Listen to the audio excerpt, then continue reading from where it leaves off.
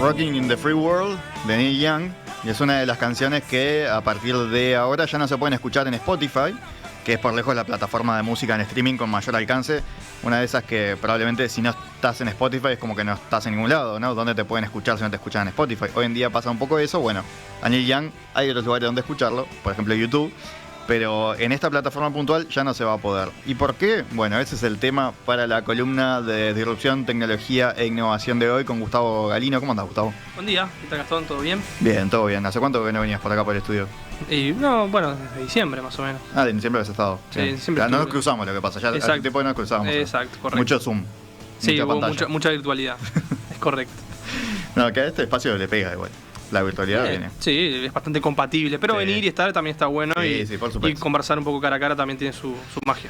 Entonces, Spotify, Joe Rogan, un nombre que quizás los oyentes no tienen tan presente. Y Neil Young, que capaz que sí. ¿Cómo se configura este mapa? Esta especie de novela que se generó, porque la verdad es un poco novelesco el tema, pero el trasfondo es interesante. El trasfondo tiene que ver con lo que sucede cuando las plataformas que son obviamente grandes, ¿no? O sea, Spotify, vamos a ponerlo un poquito en contexto, cuánta gente la usa, más o menos. Bueno, las cifras de usuarios en el mundo cercanos a los 400 millones. De esos 400 millones más o menos, digo más o menos porque las cifras, al no estar auditadas, a veces hay como diferencias entre lo que se dice por parte de las empresas y lo que después algunas otras empresas que se dedican justamente a hacer el seguimiento dicen, ¿no? Entonces hay como una discordancia, pero vamos a poner una bolsa de 400 millones de usuarios arriba de la mesa. De esos 400 millones, cerca de 200, o sea, más o menos la mitad, pagan el servicio de suscripción premium. O sea que es un servicio importante, vos lo decías, el más popular. Es un servicio que más o menos 4 de cada 10 usuarios que escuchan música en el mundo lo están utilizando. Y eso, bueno, de alguna manera marca la tendencia de que Spotify es un lugar en el cual se debería encontrar un catálogo de música importante. Cuasi monopólico, ¿no? Hoy en día. No sé si tan monopólico. Música en streaming, hasta YouTube, que es un poco diferente. Apple igual. Music, Spotify Music, hay otras y algunas pero ofertas. Acá en Uruguay no se usa. En Uruguay seguro que no. En Uruguay seguro que el que domina es Spotify. Sucede un poco que en Uruguay los que son potencia en el mundo suelen ser incluso más potencia todavía. Como Netflix también, ¿no? Exacto, como que hay un liderazgo muy marcado de las empresas que pegan primero. En otras partes del mundo de repente hay otras competencias un poco más interesantes, o hay un poquito más de espacio para que aparezcan otras plataformas. Sí, estaba Tidal en un momento, ¿te acordás? No sé si sigue existiendo. Sí, y de hecho es una de las que están más fuertes en cuanto a calidad de música o a esa cosa de usuarios que buscan un nivel mayor para que no sea solamente la experiencia de escuchar la música comercial, sino ir a música de autor o a esta cosa de experiencias un poco más profundas en cuanto a calidad y a tipo de sonido. De hecho, Spotify hace un par de meses había anunciado que iba también a mejorar un poquito, iba a dar como otras opciones de calidad, el tema del sonido espacial, que también es un lugar, un nicho donde hay mucho para crecer y para hacer. Que digo sonido espacial, bueno, digo esa experiencia donde vos podés tener al sonido envolvente y se puede jugar mucho más con la experiencia de dónde te llega el sonido. Para eso, por supuesto, los usuarios tienen que comprarse implementos tecnológicos, cascos y demás que te permitan esa opción. Pero bueno, es un mundo en el cual hay mucho todavía por explorar, donde ese liderazgo de Spotify hasta ahora venía siendo muy marcado, pero aparece un tema como el de la pandemia y aparece un tema como el de la libertad de expresión, de alguna manera, y se genera esta novela entre un músico y un comediante, ¿no? Y ese tira y afloja en el cual, bueno, termina teniendo varias consecuencias, las cuales vamos a hoy estar comentando. Sí, Emiliano advertía hace un rato que quizás no todos tenían presente que Spotify también tiene podcast, ¿no? Que no es solo música. Sí. De hecho, han invertido, por ejemplo, en Argentina tienen unos cuantos que son de ellos, ¿no? O sea, no solo es un lugar al que se pueden alojar, que en realidad no se alojan exactamente ahí, pero no vamos a mostrar en la técnica, pero no solo se pueden alojar podcasts o programas, ¿no? Como el nuestro, como el Perspectiva o los contenidos de Radio Mundo, están todos ahí en Spotify, sino que hay programas que están exclusivamente en Spotify, ¿no? Sí, y está bueno hacer esa mención porque acá hay una diferencia entre, digamos, cómo es el vínculo entre el creador de contenido y la plataforma. Hay una bolsa gigante de creadores de contenido, el catálogo de Spotify se estima que supera las 100 millones de canciones. dentro de ese catálogo también está el apartado podcast de programas que serían como también unidades de contenido. Cada programa, cada clip, cada cosa que se sube es una unidad de contenido. Y ahí está la vinculación que tiene el creador con la plataforma, que generalmente es cuando vos alcanzás cierto volumen, la plataforma te devuelve un pago, que son fracciones de dólar, 0,005 en el caso de Spotify. Después hay otras que pagan un poquito mejor. O sea, ahí obviamente depende de cada plataforma y lo que puede ofrecer como propuesta de calidad, o mejor dicho, propuesta de valor. Y después está la opción, que es un poco a lo que vamos hoy en este ejemplo, que es cuando la plataforma ya directamente te paga por la exclusividad. De hecho, se estima que Joe Rogan está ganando unos $100 millones por tener alojado su podcast exclusivamente en Spotify. Entonces, ahí ya estamos hablando a otro nivel. Ya no es solamente el usuario que sube su contenido y logra ganar una fracción de dólar por la reproducción de su contenido, que ese es el caso más típico para la gran mayoría de los creadores, que llegan a poder ganar algo. Algunos directamente no llegan a ganar nada, pero sí pueden tener su contenido ahí, que otros lo escuchen. Y después están los que a un nivel de audiencia gigantesco, como puede ser el de Joe Rogan, y ahora vamos a contar un poco más el caso puntual, pueden hacer un acuerdo específico, concreto y directo, y la plataforma les paga ya un fee, independientemente de la cantidad de reproducciones o la repercusión que pueda tener ese contenido. Es un programa, vos decís, es un comediante Joe Rogan, pero el programa es un programa de entrevistas, es un programa de radio. Sí, yo lo catalogo como comediante, pero en realidad es como una... No, es comediante. En Netflix tiene algún especial de comedia, incluso. El tipo creo que empezó así, pero tiene este podcast que ya lo tenía antes, ya era muy exitoso, y creo que desde el 2020 que es exclusivo, ¿no? Con Spotify.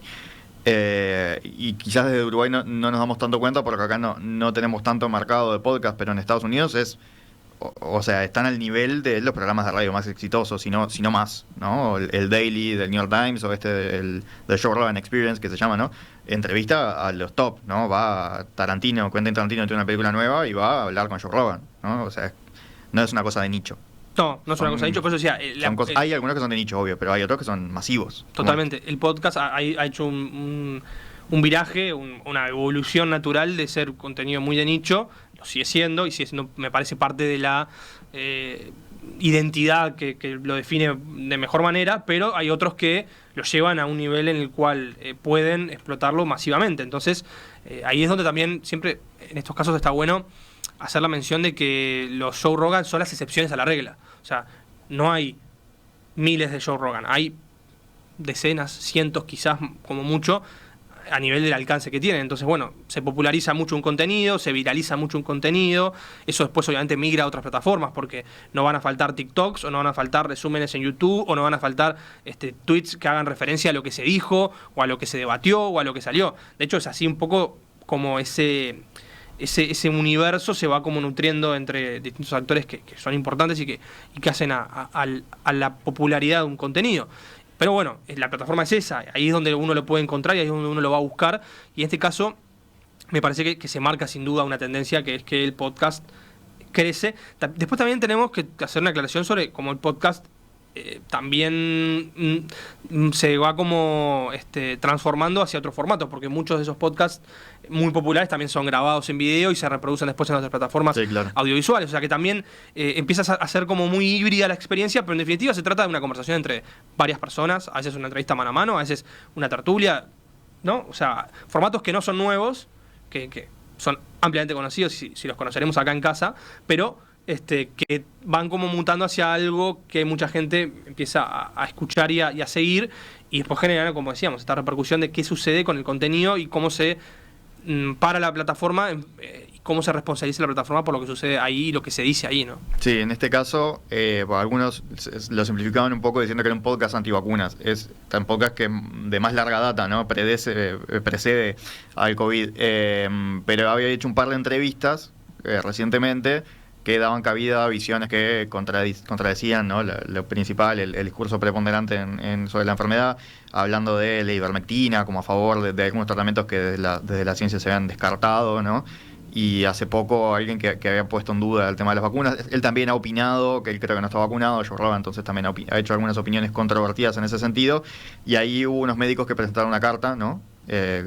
Pidiendo o advirtiendo que estaba haciendo desinformación, y eso desemboca en esto, ¿no? En este anuncio de Neil Young. Sí, está bueno eso, ¿no? O sea, no quedarse solamente con el titular de no es un podcast que se dedique 100% y exclusivamente a hablar de ese tema, punto número uno. O sea que hablan de un montón de temas, una cantidad de abanico de temas importantes, y entre esos, obviamente, uno de los temas es este de la pandemia y lo que está sucediendo, y en ese marco es en el cual aparecen estas opiniones, estas voces que generan ese ruido.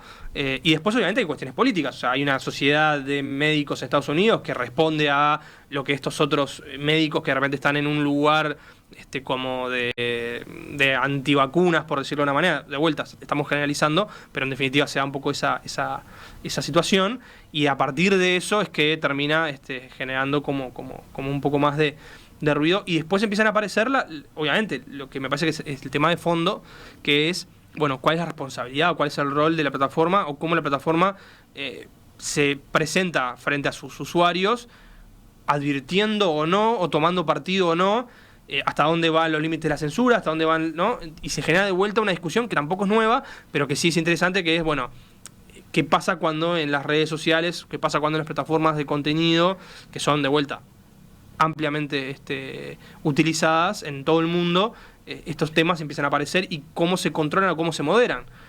Acá obviamente hay varias posturas. Quienes decían hay que limitar lo que Joe Rogan está haciendo, hay que cancelarlo, ¿no? La cultura de cancelación siempre presente. Ese es el extremo, obviamente, más fuerte, por decirlo de alguna manera. Y después estaban los que decían, no, Joe Rogan es libre de expresar en sus programas, en sus podcasts, y traer las opiniones que quiera y dar la mayor cantidad de información posible, si se quiere, y demás. Y en el medio, que ya hemos visto en YouTube, por ejemplo, ¿no? O en Facebook también, ¿no? Totalmente. Si les corresponde a ellos o no censurar, y pues, cada vez más lo hacen, ¿no? Lo que también genera polémica de hasta qué punto pueden. En Twitter también o pasa deben, mucho. o quién decide, ¿no? Y obviamente lo que yo decía hace un ratito, o sea, hay un tema también de negocio. O sea, este podcast genera muchos ingresos para Spotify, y Spotify contrata a Joe Rogan, o sea, le paga directamente. O sea, Joe Rogan viene a ser un empleado de la empresa, por decirlo de una manera para que se entienda así muy, muy sencilla, muy simple. Y ese vínculo también, digo, hay intereses comerciales de por medio que no es tan sencillo. Que no quiere decir que Neil Young tampoco lo tenga, ¿no? Perfectamente lo puede tener un vínculo similar. Y bueno, ahí está la decisión de los artistas como y como varios que lo han ido siguiendo, de decir, bueno, cortamos relación. O sea, se fueron a un extremo muy fuerte, de decir, yo no comparto plataforma. O sea, Neil Young dice, yo no comparto plataforma con Joe Rogan. O sea, Johnny Mitchell se sumó también, ¿no? Otra cantante amiga de él, pero muy exitosa de los años 60, más que exitosa, icónica, ¿no? De los años 60-70. Exacto, y probablemente de la cultura rebelde de aquella época, ¿no? Que todavía lo siguen manteniendo. Neil Young, además, tiene una larga trayectoria de pelearse con gente, no con gente, a ver, tuvo una larga campaña contra los alimentos transgénicos, por ejemplo, contra Monsanto específicamente, contra la empresa. Él desde hace años que es un gran crítico, entonces no es la primera vez que se mete en un lío de estos contra una gran corporación, ¿no? Totalmente, pero eso que generó, ese enfrentamiento que se generó, tuvo sus consecuencias. Para Spotify, por ejemplo, una caída en bolsa importante, 6%, pérdidas relativas, pero cercanas a los 2.000 millones de dólares, estimadas por lo menos. Habrá que ver eso, como siempre digo, ¿no? O sea, son datos que aparecen y que después estará en la empresa en pocos meses. Tienen que hacer su balance trimestral para los accionistas. Ahí se va a ver un poco la información un poco más oficial, pero bueno, esos son datos que están ahí a disposición, que hablan de que hay un efecto real de pérdida de confianza en el mercado, no solamente por esta crisis, que es más de reputación o más de imagen, pero también vinculado a cuestiones de resultados y demás. Pero bueno, se genera como una bola de nieve negativa para Spotify. Y después, por supuesto, una mirada muy crítica de mucha gente que empezó a hacer una campaña de cancelación, como decía, como ese ya extremo en el cual hay una oposición mucho más dura, decir directamente me voy de la plataforma, no la escucho más, y tratar de como ir en contra y cancelar la suscripción si la tenías, o si escuchabas gratis no escuchar más. Y bueno, se genera un movimiento así, que no es menor, porque a veces esos movimientos uno los mira y dice, bueno, serán unos pocos ahí que se ponen un poco radicales. Bueno, no sé, siempre el potencial es enorme, y creo que Spotify siente ese golpe y por eso sale también con un comunicado en el cual anuncia, vos lo decías un poco en el adelanto, que va a tomar medidas de, bueno, etiquetar los contenidos, de dar advertencias, de generar un centro de información contra justamente dando un poco de información oficial frente a la desinformación, algo que, si lo miramos un poco con ojos críticos, llega tarde, ¿no? O sea, ya otras plataformas muy populares lo tienen desde 2020, o sea, desde que la pandemia empezó a funcionar y a hacer estragos, ya habían centro de información y Spotify se quedó un poquito, ¿no?, rezagado en eso. Sí, un poquito no, se YouTube, quedó Instagram, ¿no? De TikTok, Facebook, incluso, ¿no? TikTok, o sea, Todavía. todas las grandes plataformas de contenido ya tienen hace mucho tiempo generadas etiquetas de advertencia o etiquetas de valoración de que los usuarios por lo menos tengan una luz, ¿no? Una luz amarilla que les diga, bueno, cuidado con lo que acá se está diciendo o cuidado con lo que se está manejando.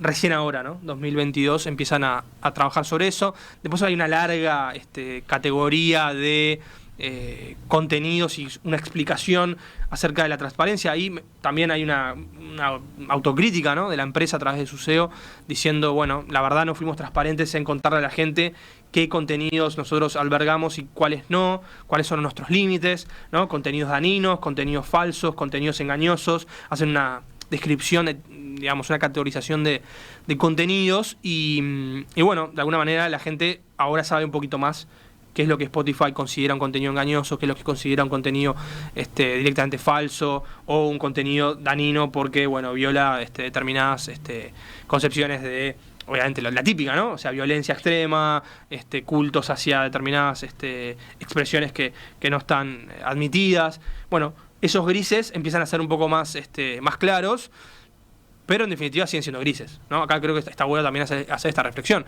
O sea, hay lugares donde es muy difícil y es muy subjetivo decir esto traspasó una línea y esto no.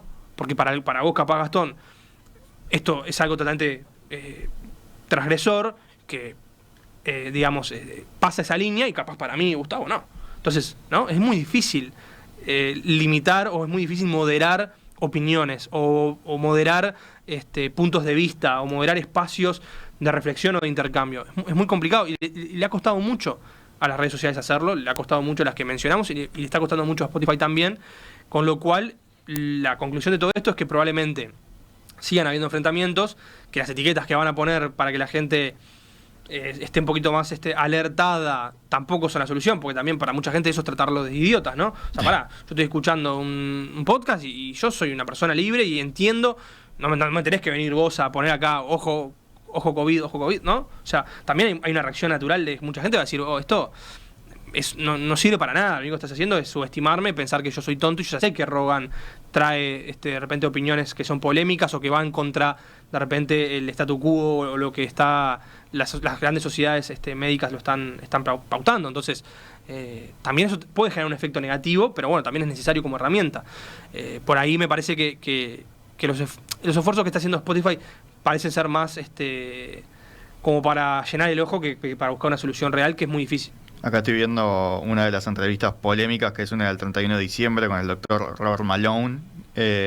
No veo nada que te advierta. Quizás cuando pones play aparezca algún aviso en audio. Sí, ¿no? quizás, quizás todavía no está implementado. Todavía no está implementado del todo o no para todos los contenidos. Eso me también. imagino que va a ir el primero a implementárselo a él, ¿no? A Joe Rogan. Y seguramente, ¿no? Donde está el epicentro de la polémica. Pero bueno, un poco lo que sucede con Spotify es algo que llama la atención que no vieran venir, ¿no? O sea, uno le piensa desde el punto de vista de la plataforma y dice, bueno, a ver, ellos escucharon ese contenido, vieron la repercusión, no se les ocurrió que podía llegar a suceder, ¿no? Que hubiera un movimiento, alguien con influencia que pusiera arriba de la mesa esta postura. No, y viendo lo que ocurría, como decías, con YouTube, con otras plataformas, ¿no? Que le estaba pasando algo que han parecido. estado llenas de polémicas, del mismo tipo, con otros actores, con otras dinámicas, pero en definitiva lo mismo, ¿no? O sea, hace poco tiempo, acá en la columna hablábamos sobre, bueno, cómo los escasos esfuerzos que, por ejemplo, hace Meta, Facebook, ¿no? Para moderar contenidos en lugares como India, que son mercados de millones de personas, o mismo en Sudamérica, y lo poco esfuerzo que ponen para detectar dónde están los grupos o dónde están los contenidos. Ahí Spotify, bueno, un poco respondía diciendo que habían eliminado más de 20.000 contenidos que estaban fuera de las políticas y demás. Sí, ok, pero tenés un partner, ¿no? Que tiene millones de reproducciones y ahí es donde tenés que poner un poquito el foco. También, no solamente en lo otro, ¿no? Como que a veces sucede que es como que pasó el elefante por al lado y no lo vieron, estaban preocupados por las hormigas y pasó el elefante, y a veces, como esas plataformas tienen que tener muchísimo más en cuenta todo ese universo de impactos, porque a veces un pequeño detalle puede determinar una gran crisis. Y creo que es el caso de Spotify. Que no es un pequeño detalle por el contenido. Digo el pequeño detalle en el sentido más de estar atentos a esos clics que se pueden generar en la interna, a veces estando pendiente de repente de otras cosas que capaz que era el podcast que lo escuchaban 3 personas y lo bañaron rápidamente, ¿no? Le golpea mucho más esto que las años de críticas de músicos diciendo que les paga poco, ¿no? Que Spotify paga poco por cada reproducción. Totalmente. Muy poco, por lo que dicen los músicos. Bueno, yo decía, esa fracción de 0,005 dólares. ¿Y ¿Cuántas millones de reproducciones tiene que tener para que valga algo, no? Claro, para que valga lo mismo que vender un disco, ¿no? Bueno, eso vos yo no soy entendido en el tema, vos sí. No, claro. Toda esa transformación. Seguramente tengas acceso a muchísimas más reproducciones en Spotify que vendiendo discos, sobre todo para un artista pequeño, de un país como Uruguay, ¿no? Mucha más facilidad para acceder a un mercado internacional. Pero, por lo que se quejan los propios músicos desde hace años de Spotify, que les paga muy poco. Y hasta ahora eso no les había hecho mella. Ahora esto parece que sí, ¿no? Esto parece que sí. Bueno, pasa que ese vínculo entre creador y plataforma es un tema también muy interesante para ver cómo va a evolucionar. Hasta ahora ha sido una relación de bastante dependencia de los creadores con la plataforma y de bastante maltrato en general de la plataforma hacia el creador. Claro, pues la plataforma sabe que tiene que estar ahí sí o sí.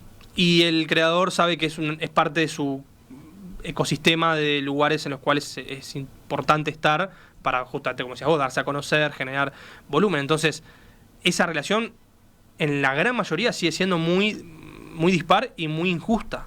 Después están los, como yo decía, esas decenas o cientos de grandes creadores que pueden acceder a una cosa un poco más de igual a igual, porque Joe Rogan probablemente le diga a Spotify, bueno, si vos no querés eso, me voy y me busco otra, y quizás se encuentren en otro lugar hasta un mejor acuerdo económico, porque probablemente también pase eso. Capaz que hay otras plataformas que están dispuestas a pagarle más, pero bueno, de repente ahí hacen hacen como un cálculo y decir, bueno, gano menos, entre comillas, todo esto, pero tengo mejor alcance o genero más para que después eso se nutra por otro lado. Entonces, como en toda negociación siempre hay intereses y hay como estrategias, pero la realidad de todo esto es que las grandes plataformas abusan de su posición, sin lugar a dudas, sin ningún tipo de dudas. ¿Cuántos millones de creadores, músicos, podcasters, etcétera, están hoy volcando su contenido a cambio de nada? Bueno, de nada económico, de una retribución directa. Muchísimos, la enorme mayoría, enormísima mayoría. Entonces, eso también es una cosa que probablemente con estos episodios y con la evolución de las plataformas y la evolución también del entendimiento de los vínculos vaya a cambiar. Probablemente aparezcan plataformas más adelante que sean mucho más democráticas o que valoren mucho más un modelo de negocio sustentado en que el usuario también se pueda beneficiar. Pero, a ver, lo pongo el ejemplo para que se entienda un poco a lo que voy, con Twitch, que es la gran plataforma ahora audiovisual, que es como el Spotify de video. Bueno, no sé, por decirlo de alguna manera, pero es una plataforma que hay miles y millones de usuarios que hoy se están mostrando y están haciendo cosas en directo, streameando. ¿Cuántos de esos llegan a ganar algo? Algo que sea decoroso para poder vivir. Y bueno, ahí el porcentaje es bajísimo. O sea, hay mucha gente que lo termina haciendo como un hobby, le ayuda a conseguir otros objetivos, pero de ahí a vivir de eso está como muy lejos o muy alta la vara para poder alcanzar ese lugar. Entonces, evidentemente hay algo que va a cambiar en algún momento, porque va a generar seguramente que mucha gente se pierda el interés en hacerlo o pierda el sentido de hacerlo, y aparecerán otras plataformas más de nicho quizás al principio que puedan dar un vínculo un poco más interesante para las dos partes, o no sé, porque también hay una cuestión que tiene que ver con bueno, vos estás soportando el costo de poder estar ahí. Y eso también es un tema aparte, ¿no? O sea, estas grandes plataformas tienen una espalda que permite decir, bueno, pero yo te estoy dejando entrar gratis, claro, con tus videos y con tus reproducciones, y vos no estás pagando nada. ¿Querés irte e independizarte? Bueno, pagá vos el costo de hosting, pagá vos el costo de reproducción de video. Nadie puede, arrancando de cero, bancar eso. Es más, te diría que hasta teniendo cierta notoriedad y teniendo cierto alcance, aún así probablemente no sea demasiado beneficioso para un creador de contenido decir, bueno, me voy a mi propia plataforma y no, por algo están todos ahí, o en Spotify, o están todos en YouTube, o están todos donde deben estar o quieren estar. Gustavo Galino, muchas gracias por traernos este tema, y ya que todo empezó con él, capaz que le pido a Pablo si podemos volver a escuchar la canción que habíamos puesto de Neil Young, lo dejamos sonando un ratito y para que sepan como que lo pueden buscar en otras plataformas, y si no pueden comprarse los discos, ¿no? Como siempre. Es inminente un acuerdo con Apple Music, que ya está aprovechando todo esto. Inminente no, perdón, ya está hecho el acuerdo con Apple Music. Sí, ya tenían como publicidades de Neil Young, que está acá. Está acá. En la casa de Neil Young le pusieron. O sea, también ahí vemos cómo está la estrategia de las empresas y la competencia, sí, claro, feroz, aprovechándose del tema, y en redes sociales hubo memes y repercusiones de todo tipo y color. Así que lo pueden buscar y pueden seguir viendo un poquito más qué pasa con este tema, que esto fue como el comienzo y las primeras repercusiones, pero seguramente tengamos nuevos capítulos y los estaremos comentando seguramente por acá.